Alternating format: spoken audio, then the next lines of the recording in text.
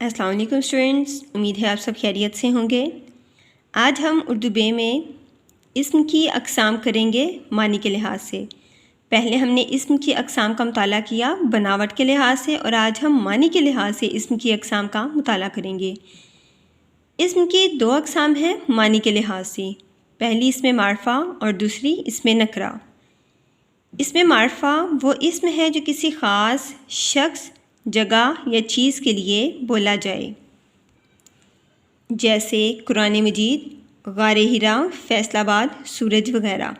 یعنی وہ اسم جو کسی خاص شخص، چیز یا جگہ کا تعارف کرے، ظاہر کرے یا اس کے لیے بولا جائے، اسم معرفہ کہلاتا ہے۔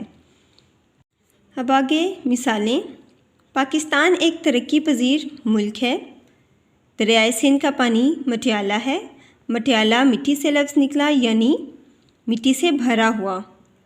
علامہ اقبال ایک عظیم شاعر تھے۔ اب ان مثالوں میں پاکستان، سندھ اور علامہ اقبال یہ تینوں اسم معرفہ ہیں، یعنی خاص شخص، چیز یا جگہ کا نام ہے تو یہ اسم معرفہ ہیں۔ اب آگے ہے اسم نکرہ۔ وہ اسم ہے جو کسی عام شخص، چیز جگہ یا چیز کے لیے بولا جائے، جیسے گھوڑا، مریض، عورت، دریا وغیرہ۔ مثالیں: سمندر میں مچھلیاں ہوتی ہیں، لوگ بازار میں گھوم رہے تھے، پیڑ لگانا ثواب کا کام ہے۔ اب ان مثالوں میں سمندر، مچھلیاں، لوگ، بازار، پیڑ یہ تمام اسم نکرہ کی مثالیں ہیں۔ اب آگے ہم اسم معرفہ کی اقسام کریں گے۔ اسم معرفہ کی 4 اقسام ہیں: اسم علم، اسم ضمیر، اسم اشارہ، اسم موصول۔ سب سے پہلے اسم علم۔ اسم علم کے لفظی معنی علامت یا نشان کے ہیں۔ چونکہ ہم اشخاص کو ان کے ناموں کے ذریعے پہچانتے ہیں، اس لیے اسم علم ان اسموں کو کہتے ہیں جو اشخاص کی، یہاں پر کی ہے کہ نہیں، پہچان کے لیے علامت کا کام کرتے ہیں۔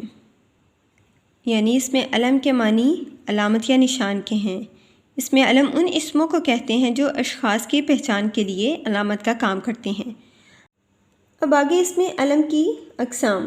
اسم علم کی 5 اقسام ہیں: خطاب یا اعزاز، لقب، تخلص، کنیت اور عرف۔